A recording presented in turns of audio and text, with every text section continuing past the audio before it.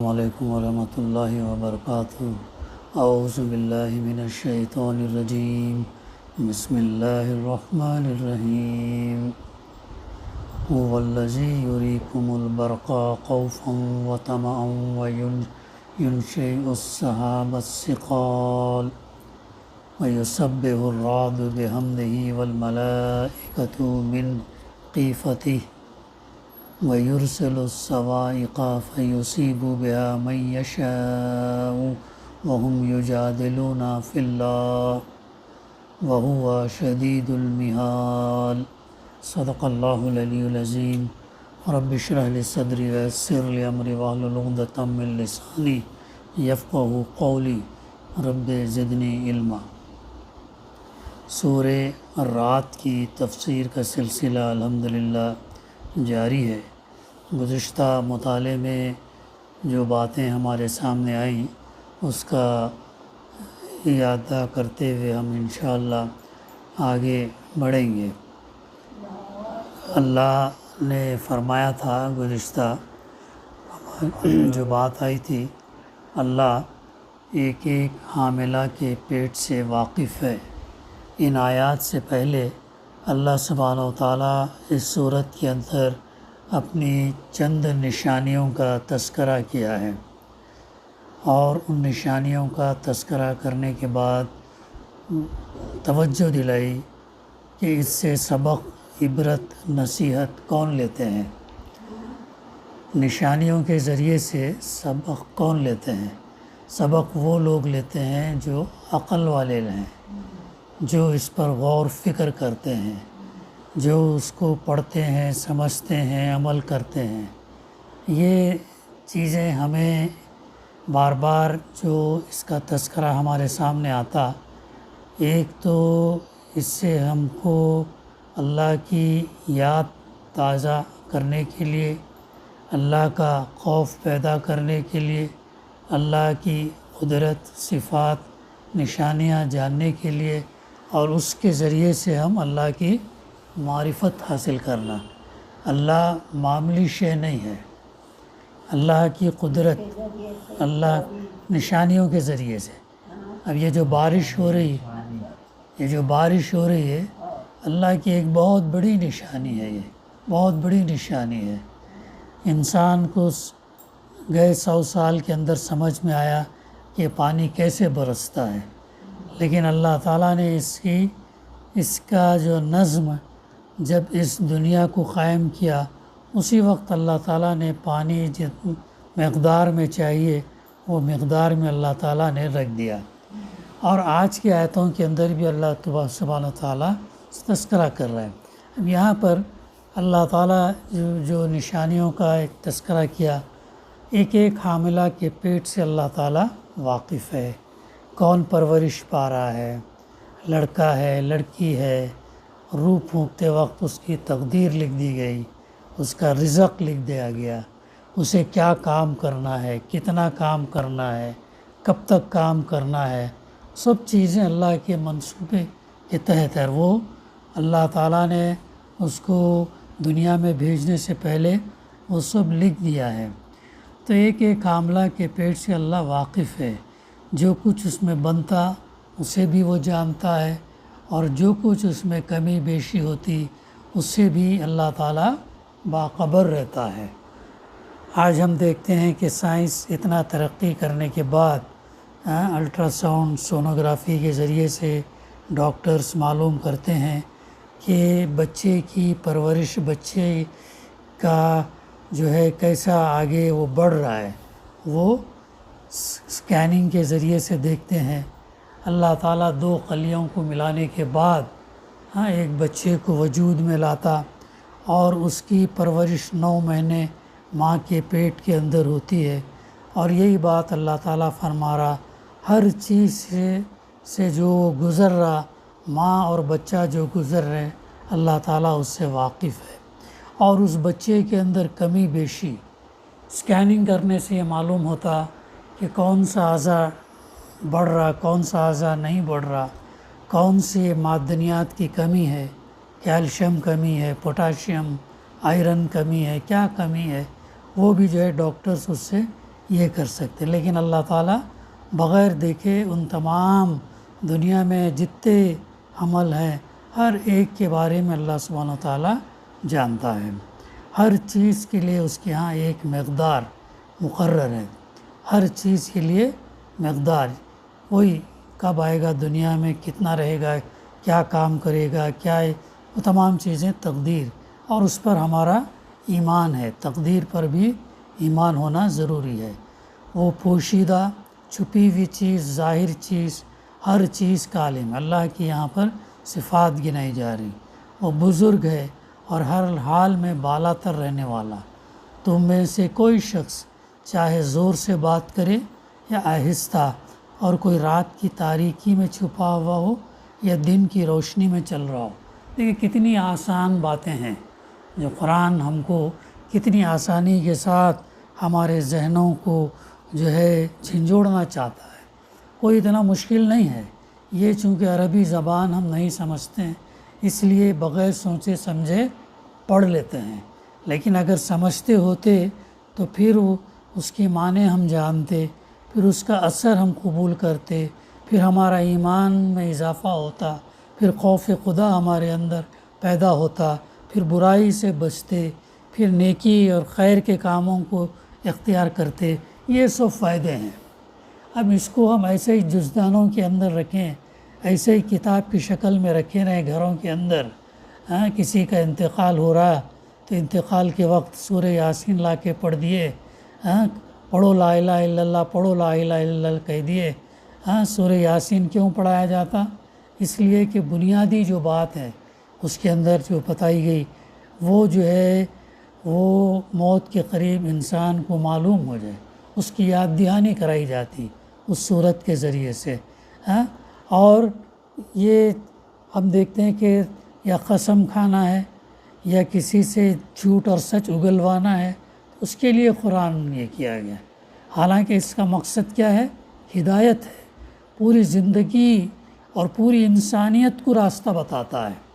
اللہ نے جب پیدا کر کے یہ کیا ہے، انسان کو پیدا کر کے دنیا میں بھیجا، تو اللہ نے آدم علیہ السلام سے کہا جب جاؤ تم دنیا میں، اب ہم انبیاء بھیجیں گے، ہمارے احکامات آتے رہیں گے وقتاً فوقتاً، اور اس پر جو عمل کریں گے وہ کامیاب ہوں گے، اس پر جو نہیں کریں گے وہ ناکام، نامراد اور خسارے میں رہیں گے۔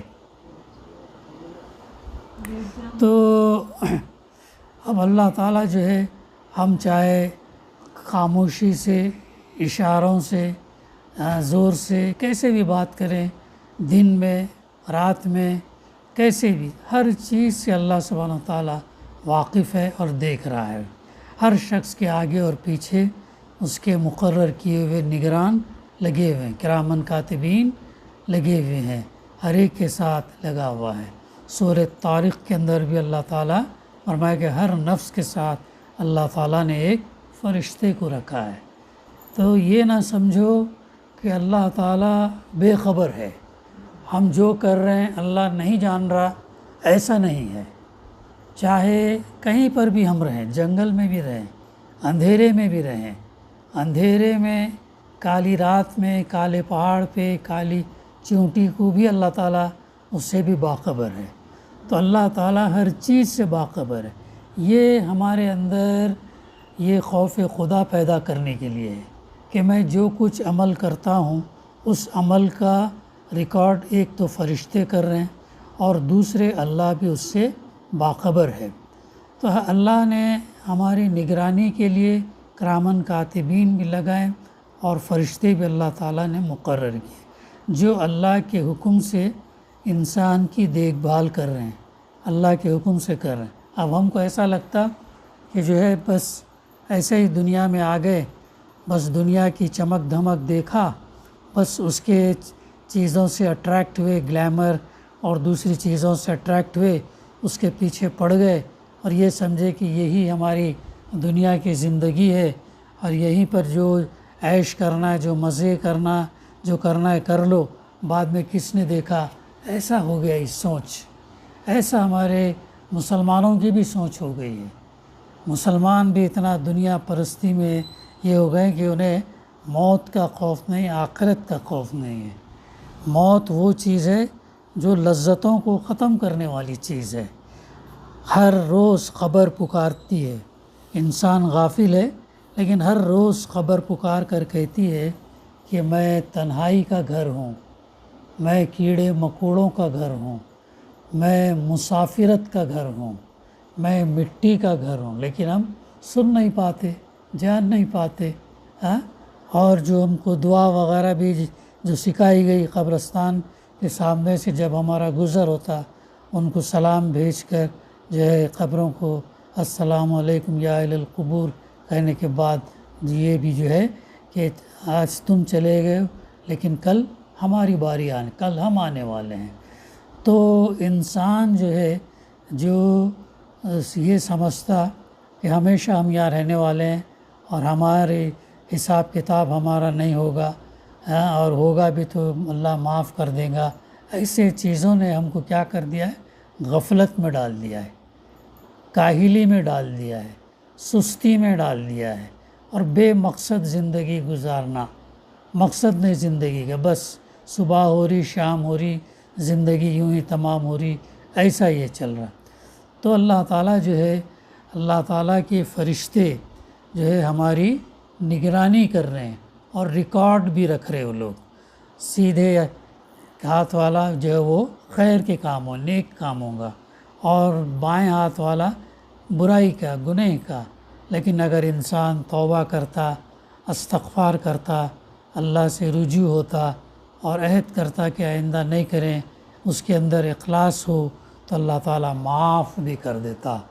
اللہ تعالیٰ معاف۔ اسلام واحد دین ہے جس کے اندر معافی کا تصور ہے، باقی کسی میں معافی کا تصور نہیں ہے، نہ کرسچینٹی میں، نہ اس میں یہودیت میں، نہ پارسیوں میں، نہ کسی اور میں۔ تو معافی کا کتنا بڑا یہ اللہ تعالیٰ رحم کرنے والا ہے، لیکن انسان جو ہے بس جب ایک راستے پر نکل چل پڑتا تو سوچتا ہے کہ یہی ہے۔ اس کے بعد اللہ تعالیٰ بڑی اہم بات اس فقرے کے اندر فرماتا، حقیقت یہ ہے کہ اللہ کسی قوم کے حال کو نہیں بدلتا، اللہ کسی قوم یا گروہ یہ ملت کسی کے حال کو نہیں بدلتا جب تک وہ خود اپنے اوصاف کو نہیں بدل دیتی۔ ہدایت بھی جو اللہ تعالیٰ انہی کو دیتا جو کوشش کرتے، اس سے اللہ سے توفیق طلب کرتے، اس سے دعا کرتے اور اس راستے پر اپنے آپ کو ڈالتے، تو اللہ انہیں ہدایت دیتا۔ اور یہی بات فرما رہا، کسی قوم کے حال کو اللہ نہیں بدلتا۔ اگر قوم بے حسی میں ہے، اگر قوم برائی میں ہے، اگر قوم جو ہے دوسرے اس میں ہے لگی ہوئی ہے، تو پھر اللہ چھوڑ دے جب تک وہ طے نہ کریں، جب تک وہ ارادہ نہ کریں کہ ہمیں بدلنا ہے، ہمیں تبدیل ہونا ہے، تو اللہ تعالیٰ کی پھر جب مدد اور نصرت آتی۔ اگر وہ ویسے ہی رہنا چاہتے ہیں تو پھر اللہ تعالیٰ ویسے ہی چھوڑ دیتا۔ چونکہ ہم جانتے ہیں قل هو اللہ احد پڑھتے ہیں، اللہ الصمد، اللہ بے نیاز ہے۔ اگر ساری دنیا کے انسان مل کر ہر سیکنڈ اللہ کی عبادت کریں تو اللہ کی عزت بڑھنے والی نہیں، اور سارے انسان مل کر اس کی گناہ کریں، اس کی نافرمانی کریں، تب بھی اس کی عزت میں کوئی گھٹوتری نہیں، تو بے نیاز ہے وہ۔ یہ ہماری ضرورت ہے، ہم کو اس آگ سے بچنا ہے، جہنم کی آگ سے بچنا ہے، حوض کوثر کا پانی ہم کو یہ کر لینا ہے، اور یہ جو ہے اس سے گزرنا ہے ہمیں، کیا کہتے ہیں اسے، پل صراط سے ہم کو گزرنا، بال سے زیادہ باریک، تلوار سے زیادہ تیز کیا چیز ہم کو گزارے گی؟ ہمارا ایمان اور ہمارا عمل صالح۔ یہ اگر دو چیز ہے تو انشاءاللہ ہم اس پہ سے گزر جائیں گے، نہیں تو گزرنا مشکل ہے، اور گر گئے تو پھر وہ جہنم میں گریں گے۔ یہ بات مذاق نہیں ہے یا کھیل نہیں ہے، یا اللہ نے ایسے ہی نہیں ہے، یہ اللہ کے رسول صلی اللہ علیہ وسلم نے ایسے نہیں بیان، یہ ایک حقیقت ہے جو ہمیں اس کے اوپر سمجھداری سے اور اس کے ذریعے سے ہم جو ہے اپنی زندگیوں کو تبدیل کرنا اور سیدھا راستہ اختیار کرنا۔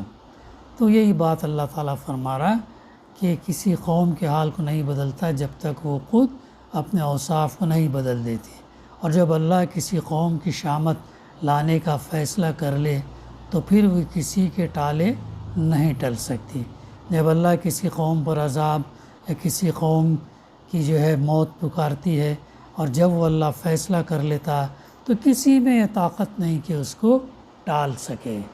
دیکھو آج بھی ہم دیکھتے ہیں کہ آج سائنس اتنا ترقی کر گئی، تحقیق کر گئی، اتنی چیزیں آلات ہم نے یہ کر لیے، لیکن ہم کو یہ معلوم ہوتا ہے کہ بارش طوفانی کب آنے والی، سیلاب کب آنے والا، لیکن ہمارے پاس ایسا کوئی یہ ذریعہ نہیں جس سے ہم اس کو روک سکیں، نہیں ہے ہمارے پاس۔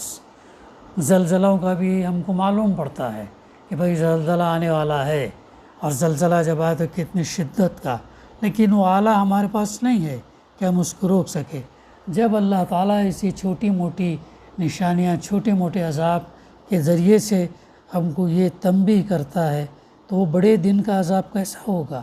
اور جب اللہ فیصلہ کر لے تو کس میں مجال ہوگی، کس میں طاقت ہوگی کہ اسے ٹالے، اسے روکے، اسے ہٹائے؟ کسی میں یہ نہیں۔ تو یہی بات اللہ تعالیٰ فرما رہا کہ کسی کے ٹالے نہیں ٹل سکتی، نہ اللہ کے مقابلے میں ایسی قوم کا کوئی حامی اور مددگار ہو سکتا، کوئی بھی اس کا مددگار نہیں ہو سکتا، اتنی وسیع۔ تو یہاں تک ہمارا مطالعہ ہوا تھا الحمدللہ۔ آگے کے آیتوں میں اللہ تعالیٰ فرماتا وہی اللہ ہے جو تمہارے سامنے بجلیاں چمکاتا ہے۔ یہ جو بجلیاں ہم برسات میں جو دیکھتے ہیں، یہ کون چمکاتا ہے؟ اللہ تعالیٰ ہی چمکاتا ہے۔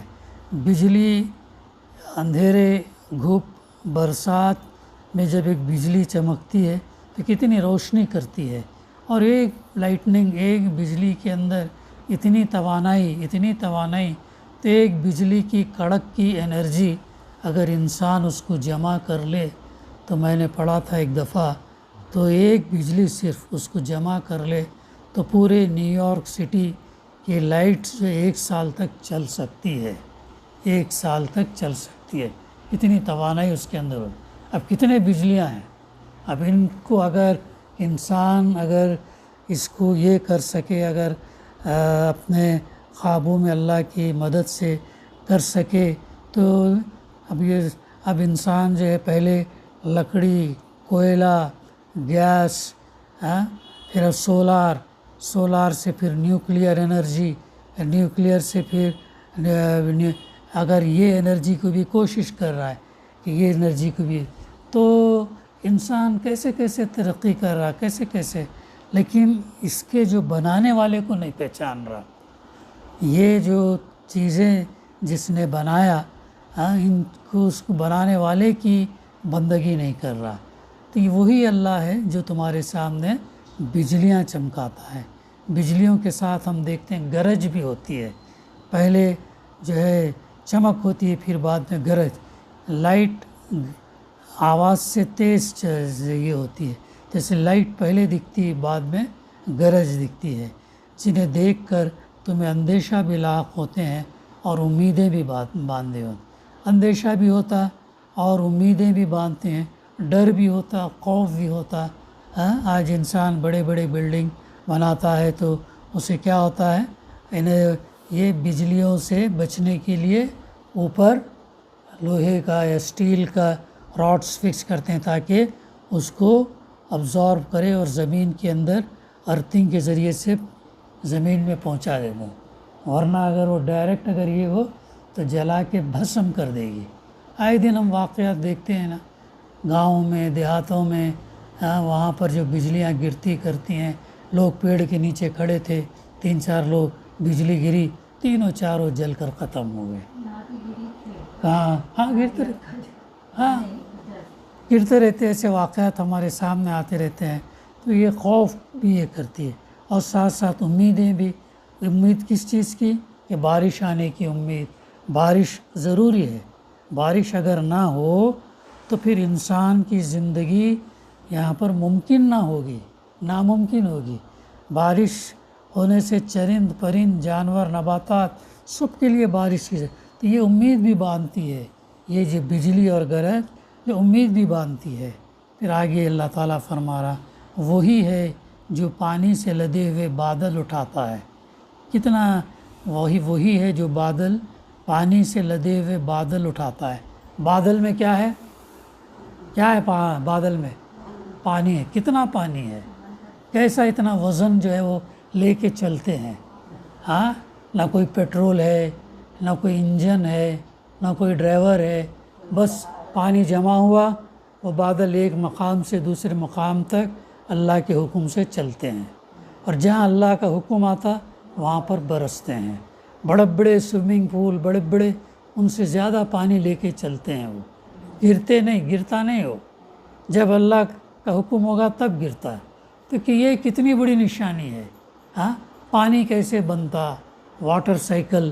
اب سائنس نے ہم کو بتایا پانی وہی ہے جو سمندروں سے، دریاؤں سے بھاپ کی شکل میں اوپر جاتا ہے. پانی کی 3 سٹیٹ ہے. کون سے ہیں پانی کے؟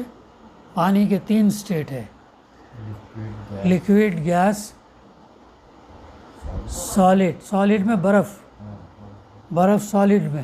تو یہ 3 سٹیٹ میں ہے. تو گیس کی شکل میں، سٹیم، بھاپ کی شکل میں اوپر جاتا، اوپر جا کر بادل بنتا. اب کمال کی بات دیکھو، سمندر کا پانی کتنا کھارا ہوتا ہے، لیکن وہ کھارا کیوں ہوتا؟ اس کے اندر کھارے معدنیات ہوتے ہیں، سالٹس ہوتے ہیں. تو اس کی وجہ سے جو ہے کھارا پن آتا. وہ کھارا پن کو نیچے ہی چھوڑتا، جو بھاپ جو جاتی پیور بھاپ جاتی، اور وہ جو پانی برستا پیور پانی برستا ہو. یہ کتنی بڑی اللہ تعالیٰ کی نشانی ہے. اگر یہ نمکین چیزیں بھی بھاپ کی شکل میں اوپر جاتے اور وہ اگر برستے ہر جگہ، تو کیا ہوتا پھر؟ نمک جمع ہوتا، پوٹاشیم جمع ہوتا، کیلشیم جمع ہوتا، پانی پی نہیں سکتے، چرند پرند نباتات کی زندگیاں نہیں ہو سکتی. کتنی بڑی نشانی اللہ تعالیٰ کی. کیسے اللہ تعالیٰ نے انتظام. اسی لیے یہی بات جو پہلے آئی کہ نشانیاں کو غور فکر کرنے سے اللہ کی قدرت ہم کو سمجھ میں آتی ہے. تو یہ بادل، اتنے بڑے بڑے بادل، ہم کلاؤڈ برسٹ کا نام سنیں؟ کیا ہوتا کلاؤڈ برسٹ؟ ایک ساتھ اچانک جو بادل میں پانی ہے کسی مقام پر گر جاتا. ہوا تھا نا لاسٹ ٹائم اتراکھنڈ کے اندر، کیدرناتھ وغیرہ میں. اتنا زبردست وہ دریا کا پانی رشیکیش وغیرہ، اتنا زبردست پانی کا بہاؤ اوپر سے نیچے وہ بادل پھٹنے سے ہوا. تو پورا پانی اب یہ ہم کو ٹپ کے برستا ہے تو محسوس نہیں ہوتا، لیکن جب کلاؤڈ برسٹ ہوتا تو پورا بادل جو ایک دم پھر وہ پانی ایسا گر جاتا. کتنا خطرناک منظر ہوتا. تو یہی بات اللہ تعالیٰ فرما رہا. هو الذی ویسبح الرعد بحمدہ والملائکۃ من آگے کے تمام وینشئ السحاب الثقال. پانی سے لدے ہوئے بادل اٹھاتا ہے، بادلوں کی گرج اس کی حمد کے ساتھ اس کی پاکی بیان کرتی. یہ دیکھو اللہ تعالیٰ کی جو مخلوقات ہیں، اللہ تعالیٰ نے جن چیزوں کو دنیا میں بنایا اور انسان اس کو استعمال کر رہا ہے، وہ تمام اللہ کی پاکی بیان کرتے ہیں، اللہ کی تسبیح کرتے ہیں. اللہ کی جو ہے اس کی حمد کے ساتھ اس کی پاکی بیان کرتے ہیں. یعنی بادلوں کی یہ گرج ظاہر کرتی ہے کہ جس اللہ نے یہ ہوائیں چلائیں. ہوائیں کون چلاتا؟ اللہ چلاتا. کتنی تیز ہوائیں چلتی ہیں، 120 160. مطلب کتنا آدمی اپنے مقام ٹھہرتا نہیں ہے.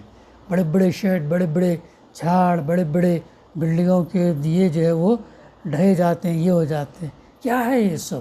یہ چھوٹے موٹے اللہ سبحانہ و تعالیٰ کے عذاب ہیں. ان سے انسان جو ہے عبرت حاصل کرے، نصیحت حاصل کریں.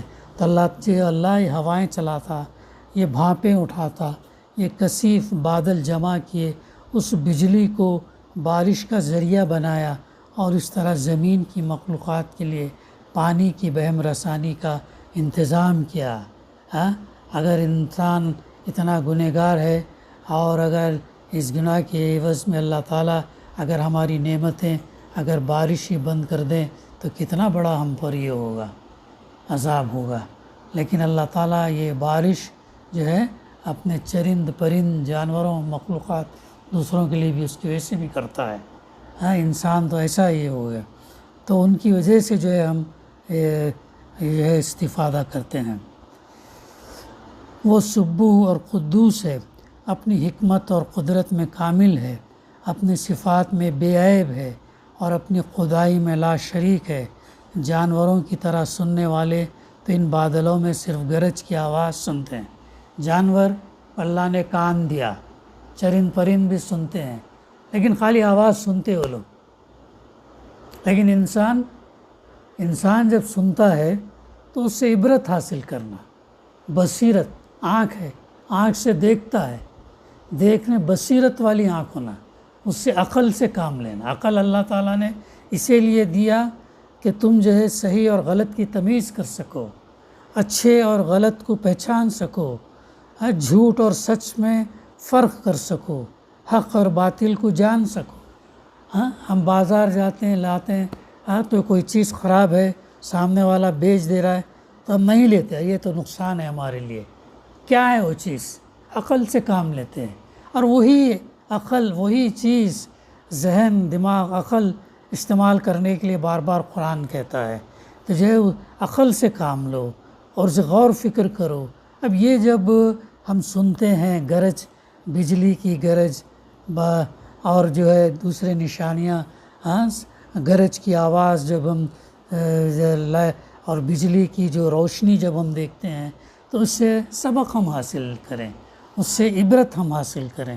تو جانوروں کی طرح نہ، تو کیا کریں؟ آواز سنتے ہیں، مگر جو ہوش کے کان رکھتے ہیں وہ بادلوں کی زبان سے کیا تعلیم لیتے؟ وہ توحید کی تعلیم لیتے.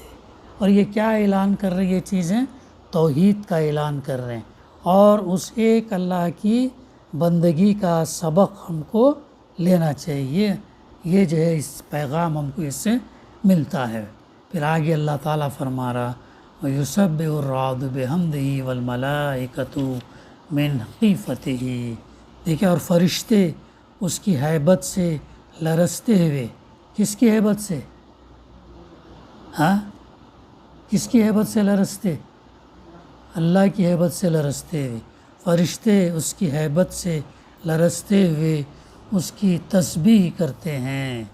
فرشتوں کے جلال خداوندی سے لرزنے اور تسبیح کرنے کا ذکر خصوصیت کے ساتھ یہاں اس لیے کیا کہ مشرکین ہر زمانے میں فرشتوں کو دیوتا اور معبود قرار دیتے رہے اور ان کا یہ گمان رہا کہ وہ اللہ کے ساتھ اس کی خدائی میں شریک ہیں. اس غلط خیال کی تردید کے لیے فرمایا گیا کہ وہ اقتدار اعلیٰ میں اللہ کے شریک نہیں ہیں بلکہ فرما بردار خادم ہیں اور اپنے آقا کے جلال سے کانپتے ہوئے اس کی تسبیح کر رہے ہیں. دیکھو فرشتے جو ہم دیکھ نہیں سکتے لیکن وہ اس کرۂ ارض پر، کائنات پر کدھر کدھر پھر رہے ہیں، کہاں کہاں یہ کر رہے ہیں، کیسا کیسا ان کا سفر ہے، کہاں کہاں تیر رہے ہیں، کیا ہے ہم نہیں جانتے. لیکن اتنی وسیع کائنات کا مشاہدہ کرنے کے بعد، طاقت ہم سے زیادہ رکھنے کے بعد بھی جو ہے وہ اللہ کی ہے، فرشتے جو ہے اللہ کی ہیبت سے لرزتے ہیں اور اس کی تسبیح، اس کی پاکی، اس کی بڑائی بیان کرتے ہیں.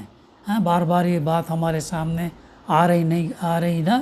یہ 10 دن ہمارے لیے بہت اہمیت کے دن ہے، بہت فضیلت والے دن ہے اور ان 10 دنوں کے اندر عبادت زیادہ کریں، اللہ کو زیادہ یاد کریں، اللہ کی تسبیح کریں، استغفار کریں. یہ تمام چیزیں تو فرشتے ہر وقت جو اس کی تسبیح کرتے ہیں. ایک حدیث میں آتا ہے کہ جو ہے جو خانہ کعبہ مکہ میں جو ہے ویسے ہی خانہ کعبہ آسمان پر ہے اور ہر وقت 70,000 فرشتے جو ہے کیا کرتے رہتے ہیں؟ طواف کرتے رہتے ہیں. اور ایک دفعہ طواف کر لیا تو ان کا نمبر نہیں آتا، قیامت تک نہیں آتا. تو اس سے اندازہ لگاؤ کتنی کوانٹٹی ہے فرشتوں کی، کتنے تعداد میں ہے فرشتے، کتنی تعداد میں. ایک دفعہ اگر طواف ہم عمرے کے لیے جاتے ہیں، ایک عمرے لے کے گئے تو کتنی دفعہ ہم کو موقع ملتا ہے طواف کرنے کا، عمرہ کرنے کا، خاموشی سے دیکھنے کا. لیکن وہ فرشتوں کے لیے اوپر جو ہے ایک دفعہ کر لیے تو نیکسٹ چانس نہیں ہے، قیامت تک نمبر نہیں آئے گا، اتنی تعداد۔ تو یہ کائنات اتنی وسیع ہے، اتنی بڑی ہے، یہ ہے اللہ جو اس کو بنایا، اس کو سنبھال رہا، اس کو چلا رہا، ہم کو دنیا میں بھیجا، ہم کو نعمتیں دے رہا، ہم کو موت دے گا، دوبارہ ہم کو اٹھائے گا، ہم سے پوچھے گا۔ ایسے جو نعمتیں اللہ ہم کو دے رہا ہے اس کے بارے میں ہم کو جواب دینا ہے۔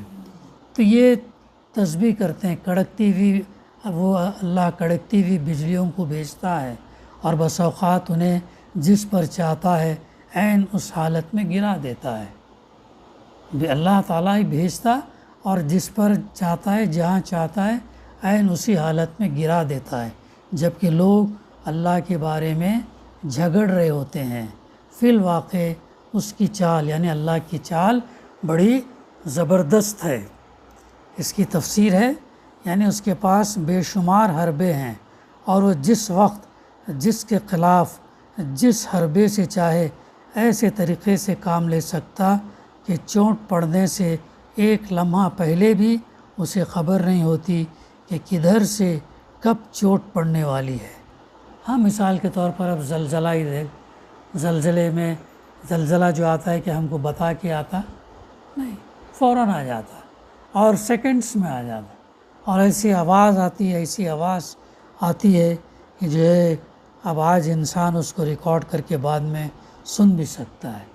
ہاں، تو یہ سیکنڈ سے پہلے بھی انسان کو جو ہے معلوم نہیں۔ ایسی قادر مطلق ہستی کے بارے میں یوں بے سوچے سمجھے جو لوگ الٹی سیدھی باتیں کرتے ہیں انہیں کون عقل مند کہہ سکتا ہے؟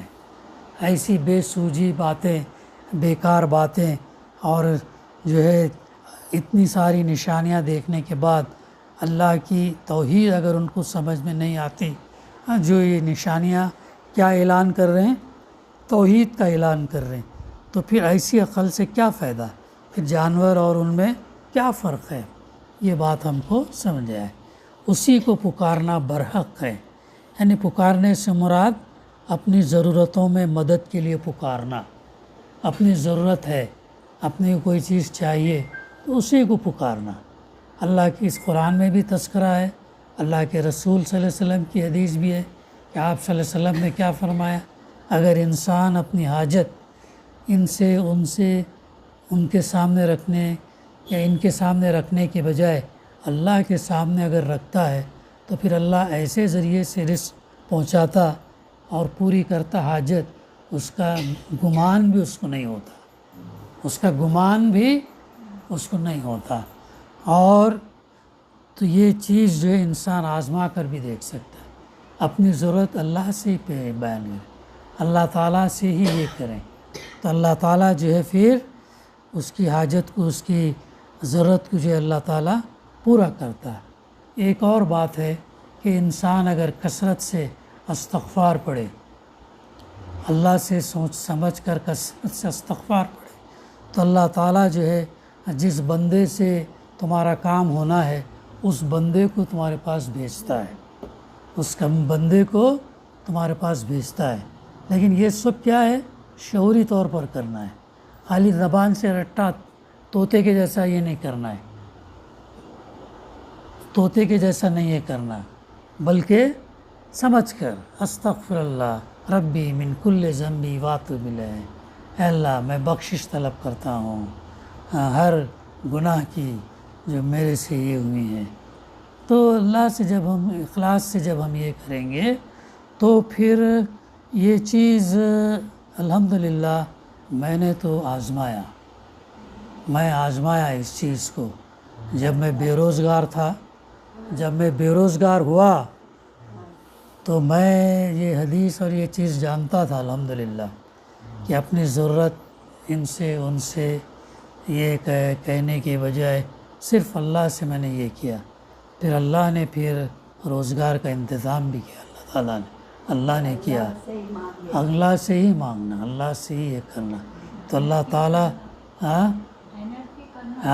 نہیں، اس میں حرکت بھی کرنا، کوشش بھی کرنا، ہر حرکت بھی کرنا، کوشش بھی کرنا، تدبیر بھی کرنا، لیکن مانگنا صرف اللہ سے۔ ان سے کہتے نہیں بیٹھنا یہ کرو، مجھے یہ دلاؤ، مجھے یہ کرو، ارے تم ہی دینے والے تھے، یہ نہیں۔ مانگو اللہ سے، کوشش کرو۔ ایسا اپنا بایو ڈاٹا ہے، اپنا سی وی ہے بیچتے رہنے کا، اپنا یہ ملنا جا کے یہ ہے کہ مانگنا نہیں، مانگنا اللہ سے۔ استغفار کرو، استغفار کا بھی دیکھا میں، استغفار بھی اگر کثرت سے کریں گے تو اللہ تعالیٰ جو ہے کسی بندے کو فرشتے کی شکل میں بھیج دیتا ہے، فرشتے کی شکل میں بھیج دیتا ہے۔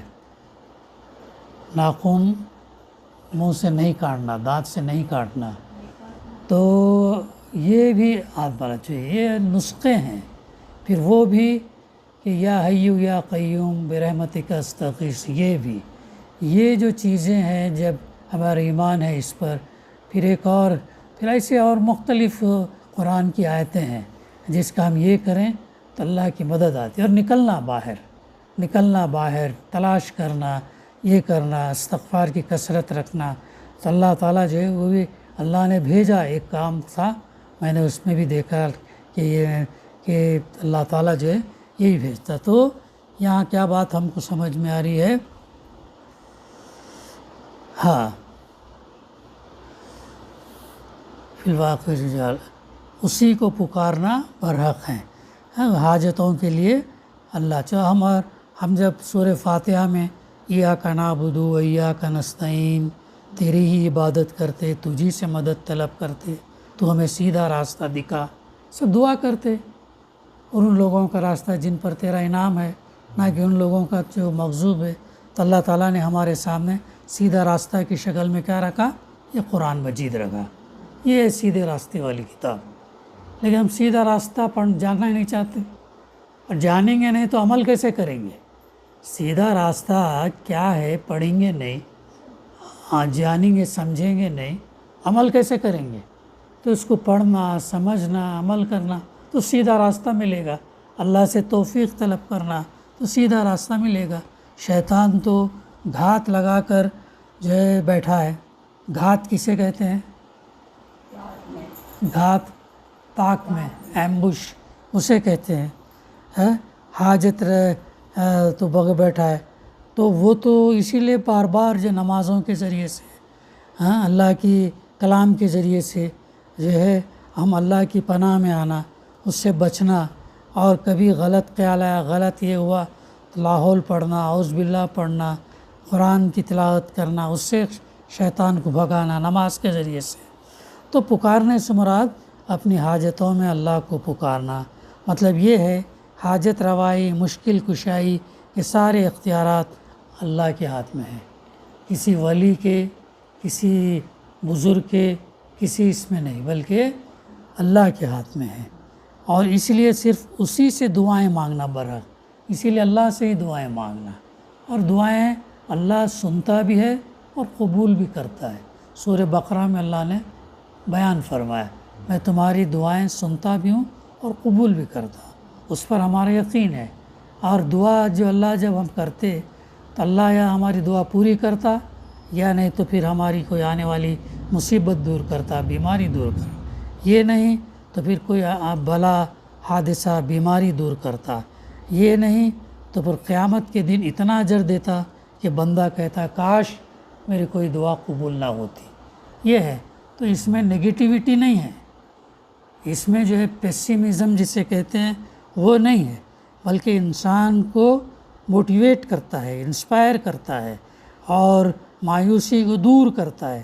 تو جب ہمارا ایمان اللہ پر ہے تو کیوں مایوس ہو ہم مایوس نہ ہوں، بلکہ اللہ سے ہی دعائیں مانگیں، اور اللہ تعالیٰ جو ہمارے لیے پھر فیصلہ کرے وہ ہمارے لیے منظور ہے۔ آگے رہے وہ دوسری ہستیاں جنہیں اس کو چھوڑ کر یہ لوگ پکارتے ہیں، وہ ان کی دعاؤں کا کوئی جواب نہیں دے سکتے، ان کی دعاؤں کا کوئی جواب نہیں دے سکتے۔ انہیں جو اللہ کو چھوڑ کر جن کو پکارتے ہیں، وہ جو ہے جواب نہیں دے سکتے۔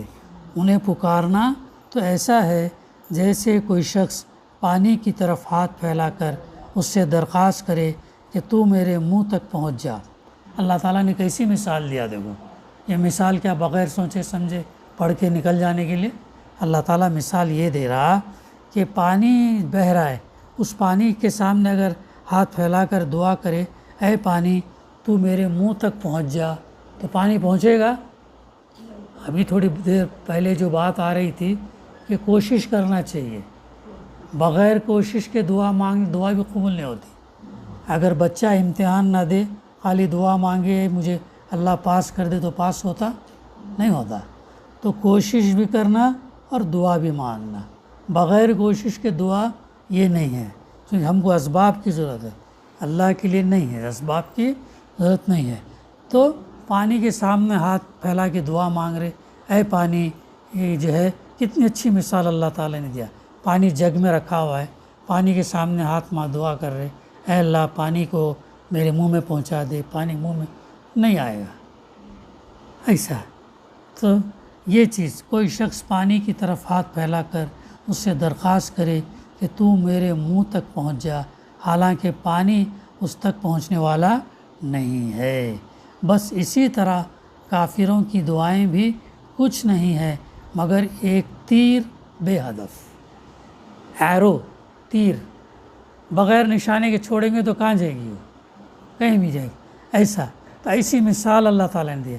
جو انکار کرنے والے لوگ ہیں، جو کافر ہیں، جو دعائیں اللہ کو چھوڑ کر جو کرتے ہیں، ان کا معاملہ ایسے ہے پانی کے سامنے دعا مانگ رہے جیسا ہے، یا پھر ایک تیر جو ہے بغیر ٹارگٹ کے جا رہی ہے ایسا ہے۔ کتنی زبردست دو مثالیں اللہ تعالیٰ نے دی ہے۔ پھر آگے اللہ تعالیٰ فرما رہا ہے وَلِلَّهِ يَسْجُدُ مَنْ فِي السَّمَاوَاتِ وَالْأَرْضِ طَوْعًا وَكَرْهًا وَظِلَالُهُمْ بِالْغُدُوِّ وَالْآصَالِ۔ وہ تو اللہ ہی ہے جس کو زمین اور آسمان کی ہر چیز طوعاً اور کرہن سجدہ کر رہی ہے۔ یہ آیت سجدہ ہے، یہ درس ہونے کے بعد سجدہ ہم کر لیں گے۔ تو اللہ تعالیٰ کیا فرما رہا ہے؟ یہ سورہ رعد آیت نمبر 15 ہے۔ تو اللہ کیا فرما رہا؟ زمین اور آسمان ہر چیز چاہتے ہوئے نہ چاہتے ہوئے اللہ کے آگے سجدہ کر رہی ہے۔ اس کا معنی کیا ہوا؟ سجدے سے مراد کیا ہے؟ اطاعت میں جھکنا، اوبے کرنا، حکم بجا لانا، سر تسلیم خم کرنا، اوبیڈینس میں۔ زمین آسمان کی ہر مخلوق اس معنی میں اللہ کو سجدہ کر رہی ہے کہ وہ اس کے قانون کی مطیع ہے اور اس کی مشیت سے بال برابر بھی سرتابی نہیں کر سکتی ہے نا۔ گزشتہ ہمارے سامنے کیا بات آئی تھی؟ آنکھ کا کام کیا ہے؟ کیا ہے آنکھ کا کام؟ آنکھ کا کام دیکھنا ہے۔ آنکھ سے سن سکتے کہ ہم؟ ہاں، تو ان معنوں میں اللہ نے کیا کیا؟ آنکھ کو پابند دیکھنے کا کیا۔ تو دیکھنے کا کام کس کے حکم سے کر رہی وہ؟ اللہ۔ تو غیر مسلم کی آنکھ بھی جو دیکھ رہی ہے وہ بھی اللہ کے حکم سے دیکھ رہی ہے۔ اب جب اللہ کے حکم سے جب دیکھ رہی ہے تو فرما بردار ہے وہ، اور اللہ کی اطاعت بھی کر رہی ہو۔ کان سے سننے کا کام، سننے کے بھی جو اعضاء ہیں ہمارے، لنگس ہوا لے رہے، آکسیجن لے رہے، کاربن ڈائی آکسائڈ نکال رہے، یہ بھی اللہ کی اطاعت کر رہے۔ یہ بھی اللہ کی اطاعت کرنا گویا اللہ سے سجدہ کرنا جیسا ہو۔ اور جو بھی مخلوقات ہیں وہ تمام کیا ہے؟ اللہ کی اطاعت، اس کی پیروی، اس کے حکم کے تابع، اس کی مطیع، فرما بردار۔ ہاں، اور اللہ کی، اسی لیے کہتے ہیں نا پتا بھی اللہ کے مشیت کے بغیر گرتا نہیں۔ یہ سمجھ میں لاجک، یہ شعوری طور پر سمجھنا ہے۔ جسٹ ایک کان سے سنے پھر ہونے بعد نکال دیے، ایسا نہیں۔ ہمارے اندر اس کو بٹھا لینا تاکہ ایمان ہمارے اندر پختہ ہو۔ تو مومن اس کے آگے برضا اور رغبت جھکتا ہے۔ ہم اللہ سے راضی اور رغبت، شوق سے جھکتے ہیں۔ تو کافر کو مجبوراً جھکنا پڑتا ہے، کیونکہ اللہ کے قانون فطرت سے ہٹنا اس کی قدرت سے باہر ہے۔ وہ چاہتے ہوئے بھی اس سے آنکھ سے دوسرا کام نہیں لے سکتا، چاہتے ہوئے بھی ہاضمے کا کام ہے، اس سے دوسرا کام نہیں۔ انٹرنلی صرف اللہ نے انسان کو اختیار دیا اور وہ اختیار کی آزادی دی، اور اس اختیار میں اس کو یہ بتا دیا یہ سیدھا راستہ یہ غلط راستہ، اب تم کو چوائس دیا یہ چوز کرو یا یہ چوز کرو، تمہارے اوپر ہے۔ اور یہی ہمارا امتحان ہے، موت تک ہمارا امتحان چلتا رہے گا، دے کر آزمائے گا، لے کر آزمائے گا۔ یہ چیز سمجھ جاؤ، یہ چیز ہم کو سمجھنا ہے تاکہ ہم شعوری طور پر مسلمان ہوں۔ یہ رسمی یا خاندانی مسلمان، محلے میں مسلمانوں کے محلے میں رہ رہے تو مسلمان ہو گئے، مسجد چلے گئے، ایسے نہیں۔ کیوں ہم مسلمان ہیں، کیا ہماری یہ ہے، نماز کیوں پڑھتے، زکوٰۃ کیوں، پھر روزے کیوں، یہ کیوں، یہ غور فکر ہے، کیوں یعنی غور فکر، بار بار قرآن اس پر ہم کو توجہ دلاتا۔ تو آسمان کی ہر چیز کیا ہے، طوعاً و کرہاً سجدہ کر رہی ہے۔ پھر اور سب چیزوں وَظِلَالُهُمْ بِالْغُدُوِّ وَالْآصَالِ، اور سب چیزوں کے سائے صبح شام اس کے آگے جھکتے ہیں۔ سائے کیا ہے، شیڈو کہتے ہیں انگلش میں۔ سایوں کے سجدے کرنے سے مراد یہ ہے کہ اشیاء چیزوں کے سایوں کا صبح شام مغرب اور مشرق کی طرف گرنا اس بات کی علامت ہے، سائن ہے، انڈیکیشن ہے۔ یہ سب چیزیں کسی کے حکم کی مطیع اور کسی کے قانون سے مسخر ہیں۔ کس کا قانون ہے وہ؟ اللہ کا قانون۔ یہ ہے بات جو اللہ تعالیٰ جو ہے، دیکھو کتنا زبردست یہ کلام ہے، کیسی چیزیں ہیں، انسان اس پر، اسی لیے ہمارا جو ربط ہے نا قرآن مجید سے روز کا رہنا چاہیے، تھوڑا تھوڑا مطالعہ، جیسے ناشتہ، دوپہر کا لنچ، کھانا ہمارے لیے ہمارے جسم کو تازہ توانا صحت مند رکھنے کے لیے ضروری ہے، ویسے ہمارے روح کے لیے نماز کے ساتھ ساتھ یہ ایمان کو اپنے یہ کرنے کے لیے جو ہے یہ قرآن مجید کی تلاوت، اس کا سمجھنا، اس کا پڑھنا، اس پر عمل کرنا، یہ پہنچانا بھی ضروری ہے۔ توان یا کر چاہتے ہوئے یا نہ چاہتے ہوئے یا نہ چاہتے ہوئے انسان کی اعضاء سجدہ کر رہے ہیں اللہ کو، درخت بھی سجدہ کر رہے ہیں، جانور چرند پرند بھی اطاعت کر رہے، سجدہ اس کو کر رہے ہیں۔ یہ ہے سجدے سے مراد کیا آئی تھی؟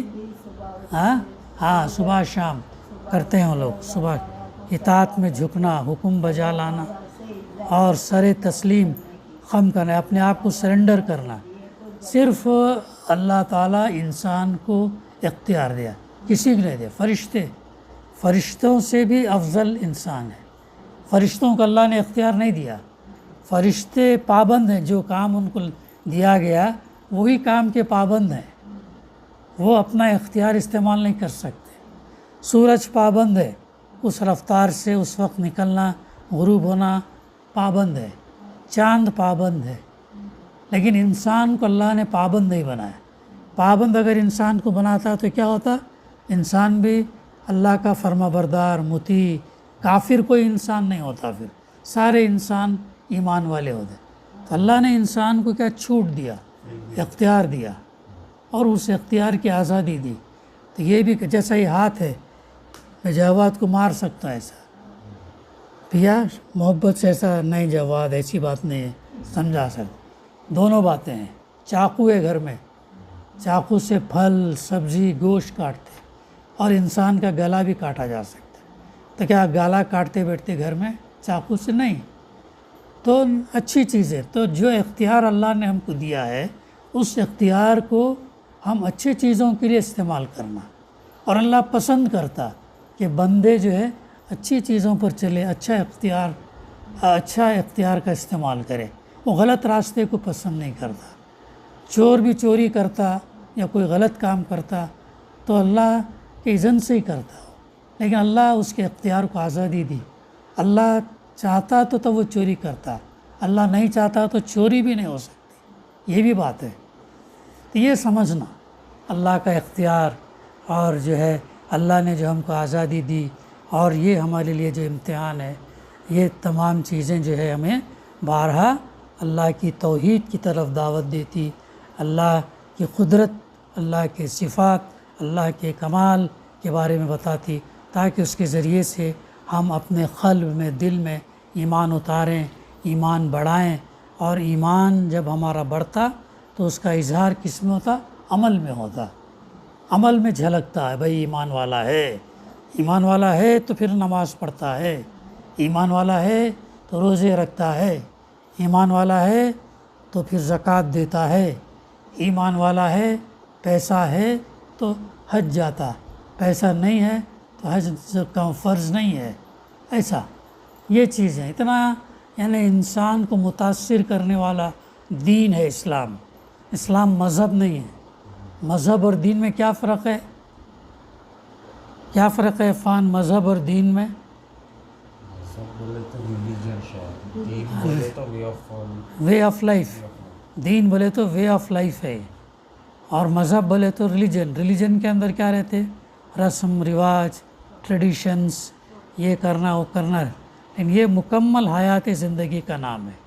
پیدائش سے لے کر موت تک ہم کو بتاتا ہے یہ کرنا ہے، یہ نہیں کرنا ہے، یہ اللہ چاہتا ہے، یہ اللہ نہیں چاہتا، یہ تمہارے رسول نے کیا، یہ تمہارے رسول نے منع کیا. یہ ہے تو مکمل حیات زندگی. تو یہ سمجھ لیں دین ہے مکمل. صرف یہ عبادت میں فرق ہے. عبادات کیا ہیں؟ کیا ہیں عبادات؟ نماز، روزہ، زکوٰۃ، حج عبادات ہیں. اور عبادت کیا ہے؟ بندگی، اللہ کی بندگی، اطاعت، فرما برداری. تو یہ عبادت جو ہے ہماری پوری زندگی میں اترنا. تو یہ ہماری عبادت، اللہ کی بندگی ہماری پوری زندگی میں اترنے کے لیے نماز، روزہ، زکوٰۃ، حج یہ ٹریننگ ہے ہمارے لیے. 5 وقت کی ٹریننگ دی جا رہی ہے، 30 دن کے روزے رکھنے کی ٹریننگ دی جا رہی ہے. اس کے ذریعے سے تقویٰ پیدا ہو. ایسا زکوٰۃ مال سے محبت نہ ہو، جو ضرورت مند لوگ ان تک وہ مال پہنچے. اللہ کے راستے میں خرچ کرنا منیمم 2.5% یہ بتایا جا رہا ہے. حج ایک مسلمان دوسرے مسلمان کا بھائی ہے. کسی ایک اعضاء کو تکلیف پہنچتی تو پورے امت کو تکلیف پہنچے جیسا. اسی لیے خلافت اگر ہوتی تو جو فلسطین میں جو ہو رہا ہے تو خلافت اقدام کرتی، سٹیپ لیتی. لیکن آج 57 مسلم ممالک ہونے کے باوجود اتحاد نہیں ہے، اور ایک چھوٹے سے ملک کے حملے کو روک نہیں پا رہے. اور اسی جگہ اگر خلافت ہوتی، ایک خلیفہ ہوتا تو وہ خلیفہ کیا کرتا؟ اے تمہاری فوج ادھر جا کے یہ کام کرو. 10 ممالک کی فوج بھیج دیتا، 10 ممالک کے ہتھیار ہو جاتا تو مجال ہوتی کسی کی یہ حملہ کرنے کی، کسی کی یہ. اور یہ آیا کیوں دین؟ یہ دین اس لیے آیا کہ اللہ کے نام کو، اللہ کی کبریائی کو بلند کرنا.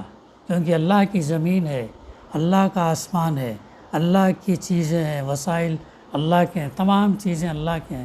تو کس کا قانون چلنا چاہیے؟ انسان کا چلنا چاہیے، اللہ کا چلنا چاہیے؟ اللہ کا چلنا چاہیے. تو اللہ کا قانون چلنے کے لیے کون کوشش کریں گے؟ فرشتے کوشش کریں گے، انسان کریں گے؟ انسان کریں گے. تو انسان کیسے کوشش کریں گے؟ مل جل کر، ایک ہو کر اس کو کوشش کریں. اسی لیے جماعتیں، تنظیم بنتے تاکہ ایک مقصد کو کریں. جماعت اسلامی کا مقصد کیا ہے؟ اس دین کو امپلیمنٹ کرنا ہے. دین مکمل حیات زندگی کا جو نام ہے اس کو خود میں امپلیمنٹ کرنا، خاندان میں نافذ کرنا، معاشرے میں نافذ کرنا، ملک میں نافذ کرنا، پھر پورے عالم میں نافذ کرنا. اللہ کے رسول صلی اللہ علیہ وسلم اگر چاہتے تو یہ خانہ کعبہ میں نماز پڑھے تو حرم میں کتنا ثواب ہے؟ ایک وقت کی نماز کا 1 لاکھ نیکی ہے ایک وقت. مسجد نبوی میں پڑھے تو ادھر بھی 1 لاکھ. تو وہاں پڑھ لیتے بیٹھتے، صحابہ تھے پڑھ لیتے بیٹھتے، وہی کام کر لیتے، تلاوت کرتے پڑھتے بیٹھتے، تلاوت پڑھتے. کیوں نکلے وہ لوگ باہر؟ عرب سے پوری دنیا میں اسلام کیسے پھیلا؟ عرب سے کیسے پھیلا؟ ہاں، مکہ سے جو نکل کر اللہ کے رسول صلی اللہ علیہ وسلم کے ذریعے سے صحابہ کہاں لگے؟ چین تک پھیلا، چین تک پہنچ گئے، چائنا تک. نہ اس وقت پلین تھا، نہ اس وقت سمندر کے جہاز تھے، نہ اس پر گاڑیاں تھے پیٹرول سے چلنے والی. اونٹوں پر، گھوڑوں پر، پیدل، اس طریقے سے وہ لوگوں نے اسلام کو وہاں تک بڑھایا. پھر ادھر یورپ میں کہاں تک گئے؟ فرانس اور جرمنی، آسٹریا، البانیہ، روس، یہ تمام تک یہ کرے. پھر ادھر اسپین، اندلس میں ان کا نام سنیں، طارق بن زیاد کا، پہلے فاتح اندلس اسپین کے. وہ یہ تھے، غلام تھے وہ، اور کالے تھے، حبشی جسے کہتے ہیں. جب ان کو کمانڈر بنایا گیا اسپین، یعنی جب وہ کمانڈر جب اسپین پر اترے بندرگاہ پر، اپنے فوجیوں کو کیا حکم دیا؟ فوجیوں کو حکم دیا یہ کشتیوں کو جلا ڈالو، کشتیوں کو جلا ڈالو. تو جب کشتیوں کو جلایا گیا، ارے لوگ بولے کہ جب ہم واپس کیسے جائیں گے؟ تو بولے واپس جانا نہیں ہے، بولے یہاں ہم فتح حاصل کریں گے یا ہم شہید ہوں گے. بولے ایسے تھے ہمارے اسلاف، ایسے تھے، فتح حاصل کریں گے ایسے. پھر وہ ایک شخص پھر فتح کرتے کرتے پورا اندلس اسپین کو فتح کیا، اور 800-900 سال تک مسلمانوں کی حکومت تھی وہاں پر. 800-900 سال. طارق بن زیاد انہوں نے فتح کیا تو 800-900 سال تک مسلمان وہاں پر حکومت کرے. اسی طرح یوسف بن تاشقین تھے. یوسف بن تاشقین افریقہ کو فتح کیا. افریقہ کہاں سے؟ افریقہ، لیبیا، ایجپٹ، کیا ہے افریقہ. فتح کرتے کرتے جب آگے گئے، آگے سمندر آ گیا. سمندر میں گھوڑا ڈالے انہوں، سمندر میں گھوڑا ڈال کے اللہ سے دعا کر رہے، اے اللہ یہ سمندر میرا رکاوٹ بن گیا، اگر سمندر نہ ہوتا تو میں تیرے کلمے کو اس کے آگے اور پہنچاتا. کیسے کیسے لوگ، پڑھو تاریخ، جانو ہمارے اسلاف کی کیسے کارنامے کیے، کیا کیے وہ لوگ، کیسے کیسے ایک یہ محمد بن قاسم ہندوستان آئے. کہاں سے آئے؟ بصرہ سے آئے. 5000 کی فوج لے کے نکلے. بغداد میں 5000 اور 10,000 ہوئے. اور ان کی وجہ کیا بنی؟ جو عربوں کا جو یہ سمندری جہاز ملیشیا، انڈونیشیا، سری لنکا جاتا تھا، اسپائسز لے کے جاتے تھے. نہیں، یہاں سے جو بھی سامان لیتے تھے یہاں سے انڈیا اور ادھر سے اسپائسز لاتے تھے. ان کا جہاز ادھر لوٹ لیا گیا کراچی کے پاس. راجہ داہر نے لوٹا جہاز. لوٹ کے ان کے جو لوگ تھے ان کو یرغمال بنایا، یرغمال بنا کر جیل کے اندر ڈال دیا. جیل کے اندر یہ رہے، جیل میں ڈال دیا، جیل میں. تو لوگ یہ کرنے کے لیے، رہائی مانگنے کے لیے، رہا نہیں کرتا ہوں بولا. تو کسی نوجوان لڑکی نے جو ہے اس نے اپنے جو رومال پہ خون سے لکھا، کیا ہو گیا ہمارے مسلمانوں کو، کیا ہم یہاں پر ادھر مظلوم ہے، ہم پر ظلم ہو رہا ہے، کیا ہمارے لیے کوئی بچانے کے لیے آنے والا نہیں ہے. تو یہ خط کسی طریقے سے وہ خلیفہ کے وقت پہنچتا. خلیفہ کے پاس کہاں سے پہنچ رہا؟ ادھر سے، سندھ سے پہنچتا. تو خلیفہ جب یہ لیٹر پڑھتا، پڑھنے کے بعد دیکھتا ارے ایسا معاملہ ہے. اور قرآن کے اندر ہے، تذکرہ ہے کہ تو اللہ تعالیٰ سوال کر رہا مجھے، کیا ہو گیا تم ان لوگوں کے لیے بچانے کیوں نہیں جاتے جو مدد کے لیے پکار رہے، جن کو اپنے گھروں سے نکالا گیا، جن کے اوپر مظالم ڈھائے گئے، کہاں ہیں ان کو مدد کرنے والے. تو وہ خلیفہ جب پڑھتا، پڑھنے کے بعد پھر اپنا گورنر انہیں رہتا، یوسف بن حجاج رہتا گورنر جب بھی لیٹر پڑھتا تو سوچتا ابھی کیا کر رہے ہیں. ابھی ایک فوج تو ادھر ہے افریقہ میں ہے، ایک فوج یورپ ہے، ایک فوج چائنا ہے، ایک فوج ادھر ہے.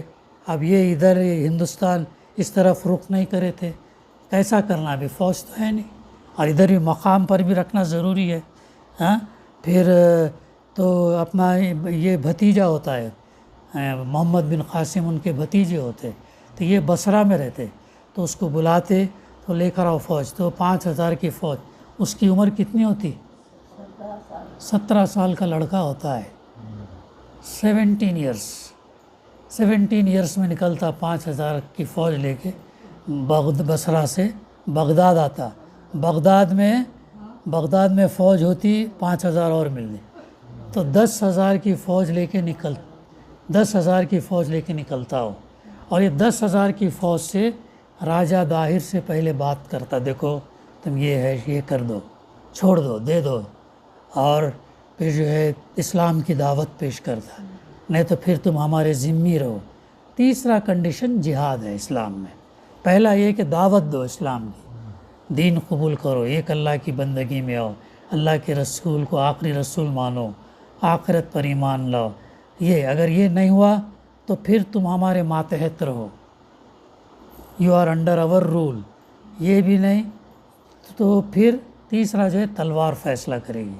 وہ سمجھتا ہے کہ یہ 10,000 ہے، یہ نوجوان لڑکا 17 سال کا، میرے تجربے کار، اتنا طاقتور، میرے پاس ہاتھی ہے، یہ ہاتھیوں کا مقابلہ نہیں کرے تھے، ہاتھی کو جانتے نہیں تھے ان کی فوج، ان کے پاس گھوڑے تھے، اونٹ تھے، کیسا ان کو یہ کرنا بڑا مسئلہ، تو یہ تھے تو میں ان کو ہرا دوں گا، اس کو شکست دے دوں، یہ سمجھا۔ لیکن یہ ایمان کی قوت، تدبیر، اللہ کی مدد اس کو شکست دیتے، شکست پہ شکست دے دیتے تھے۔ تو جو 10,000 کی فوج لے کے نکلے تھے وہ 5 سال کے اندر 1,00,000 کی فوج ہوتی، یعنی اور باقی 90,000 لوگ ایمان لے آتے، ایمان لے آ کے مسلمان بنتے۔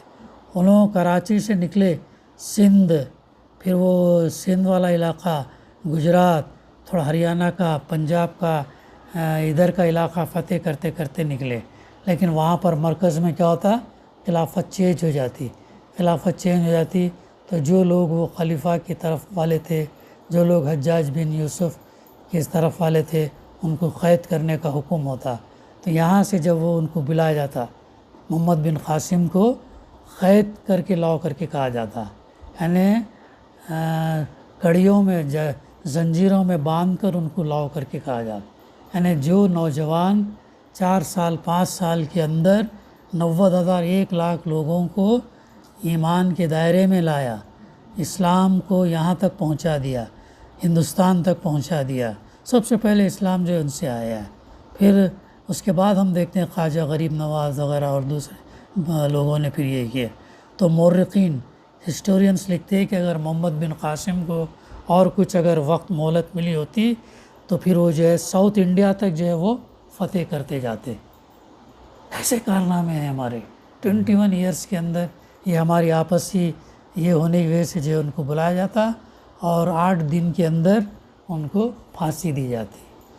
خلیفہ کو بتایا جاتا ہے، دیکھ خلیفہ ایسی بات نہیں ہے، یہ بہت زبردست کام کیے، ان کے سے اتنے لوگ اور یہ بہت یہ ہے، ان کو مت یہ کرو۔ یہ بات پہنچے تک وہ حکم ہو گیا ہوتا کہ اس کو پھانسی دے دو۔ یعنی 5 سال میں اللہ تعالیٰ نے اس سے کیسے کام لیا، پھانسی دی ہے، ان کو پھانسی دی جاتی ہے۔ بعد میں ہونے کے بعد میں اب یہ دشمنی، خاندانی دشمنی، وہ خلیفہ دوسرا خلیفہ بنا، اس کے اگینسٹ میں یہ دشمنی ہوئی تو یہ کرے، ایسا ہوا۔ تو ہسٹری پڑھو، ہسٹری بھی پڑھنا، ہسٹری اسلام کیسا پھیلا۔ اللہ کے رسول 21 سال حماد کی عمر سمجھو، حماد کی عمر، اس کی عمر، عفان کی عمر میں اتنا کام کر دیے تھے وہ 21 سال، 20 پر ایک، یہاں ہم اتنا ایسے قربانیاں لوگ دیے ہیں، ایسے جو ہے۔ ویسے ہی محمد فاتح جو ہے، کانسٹنٹین بیزنطین حکومت، رومنس 1000 سال سے قلعہ چل رہا تھا، کوئی فتح نہیں کیے۔ اللہ کے رسول صلی اللہ علیہ وسلم نے بشارت دی، جس خلیفہ کے تحت، جس بادشاہ کے تحت اور جس فوج کے تحت یہ فتح ہوگا قلعہ، وہ جنتی ہے۔ تو محمد فاتح 21 سال کی عمر میں وہ فتح کرتے قلعے کو، یہ الگ محمد فاتح ہمارے تاریخ کے یہ روشن ستارے ہیں۔ ایک تو صحابہ ہے، صحابہ کے بعد تابعین ہیں، تابعین، پھر یہ اسلام کے مجاہدین ہیں۔ اتنا زبردست تاریخ ہے، لیکن پڑھتے نہیں ہم لوگ، جانتے نہیں، ہاں اتنا یہ ہے۔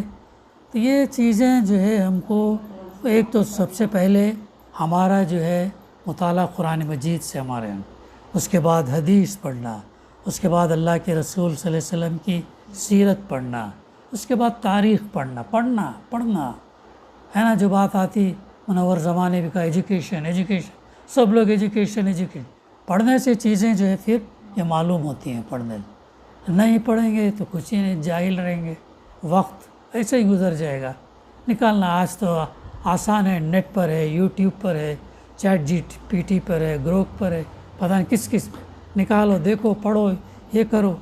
تو یہ وہ چیز ہے۔ دعا ہے کہ اللہ تعالیٰ ہمیں کہنے سننے سے زیادہ صحیح سمجھنے، عمل کرنے اور باتوں کو پہنچانے کی توفیق عطا کرے۔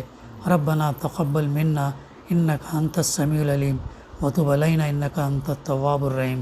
صلی اللہ تعالیٰ علی خیر خلقہ وعلی آلہ وصحبہ اجمعین، الحمد للہ رب العالمین۔